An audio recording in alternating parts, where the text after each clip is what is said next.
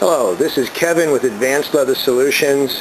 What we have in front of us is the interior of a 1962 Porsche. This interior was reupholstered at one time in its life. The leather that was used was an unfinished leather, and so we've seen a lot of fading, which you can clearly see here when we take a look at a component that was covered.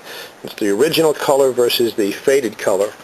And so our goal is to bring this leather back to that original color. You can see a fair degree of staining here and related issues. And Jason Murray, our lead technician, is going to be responsible for this assignment. So take it away, Jay.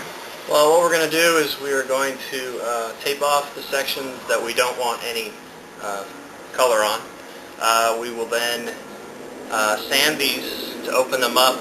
We'll then put a non-volatile conditioner in there to raise the moisture content and keep them flexible over their life going on from this point. And then we will prime. We're going to do a base color, and then this is not a uniform color. It does have some variation, so we'll do a base color and then a print over the top to simulate this type of look. And then we'll top coat and we'll be done. All right, thanks, Jay. So I'll let you get started on the process, and we'll continue with the documentation. All right. So we are in the process of our first step, which is sanding the leather. You can see the difference between this piece and this piece. We've already sanded this piece, and Jason is about to sand this piece, and then go to the second step after that. So go ahead, Jay. Yeah, so I'm just using a 3M superfine sanding sponge. And really what I'm doing is I'm trying to open up the surface so that our conditioner can get into the leather, because it does no good sitting on the surface. It actually has to penetrate in to be of any use as a conditioner. And I also wanted to remove some damaged surface fibers, because we'll condition it and then we'll prime it.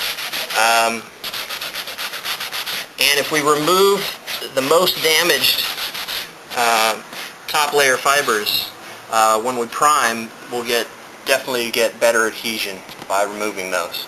So I will continue to sand all of these, and then the next step would be to condition the leather, and we're going to be just spraying it on with HVLP. And because this is open, this goes right in. So the solvent in here carries the conditioner deep in where it will do its job. And this is a non-volatile conditioning agent, correct? Yes. This is doesn't evaporate over time. So theoretically, one application like this should keep this conditioned for the rest of its life. Well, I'll let you continue with the process, Jason, and we'll pick up at the next element. So now that we've completed the moisturizing step, Jason's going to begin the priming step. Okay, basically I'm going to scrub the primer in. I'm just using a gray abrasive pad and just a shop towel behind it to kind of keep the primer in the pad. And then I just rub it in. And because it's darkening, I know that the primer is being carried in and binding to the fibers below. As you can see, it's also taking up more dead material off of the surface, which is what we want, so that when this is completed, we'll have the bed upon which our base coat will adhere to bond to. Okay, thank you, Jay. Keep after it. We're now ready for the next step. The leather's been sanded, it's been moisturized, and it has been primed. And so what's the next step? Well, now we shoot our base color on. It's very straightforward. We've got the color already set up. Here's the color sent to us to match to, and that's our color match right here.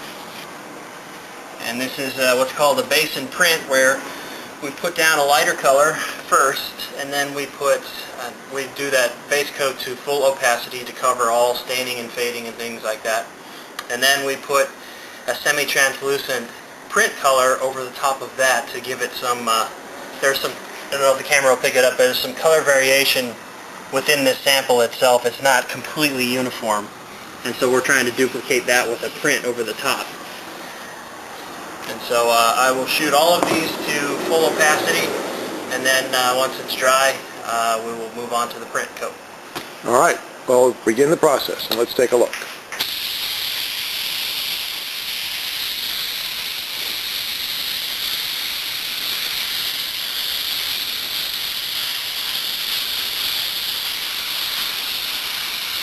As you can see, the color just covers all of the staining, and discoloration is fading.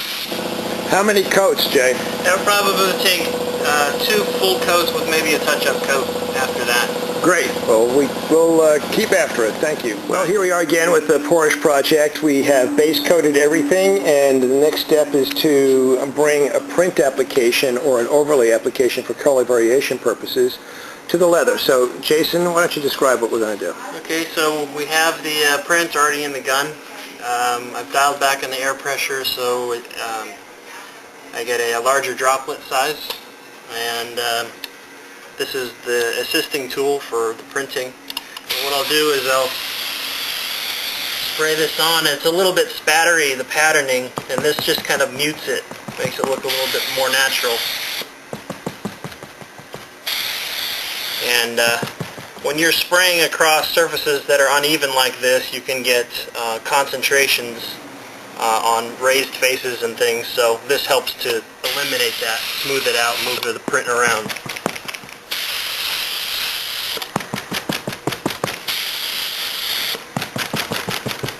So the objective of the print is to resemble a more organic look. Yeah, it's a darker color on top of a lighter color, and what it does is it kind of allows you to see down into the color, gives it some variation, looks more organic that way. And then there's things like that. But even then I can just move it around a bit. And then I will probably do a couple coats. That'll bring me in line with the sample that I did to the original color.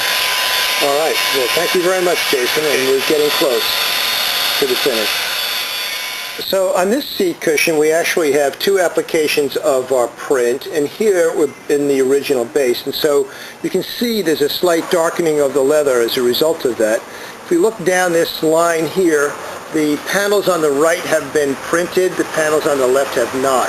So there's a slight differential, and it gives it a more organic look, and it's getting us one step closer to conclusion. The final step is a top coat, which is a clear coat that protects everything. So, Jason, we're finished the project. We have all the leather components top coated. Of course, the color is consistent with the original. Let's take a look what that original is, and so you can see how close we're able to get the color to render relative to the original. Jason, do you have any final comments? Well, we'll let them cure. 24 hours they're usable, 72 hours is a complete cure. Should give, a number of years more use out of the interior. All right, thanks, Jay. Good job. And here we are, finished.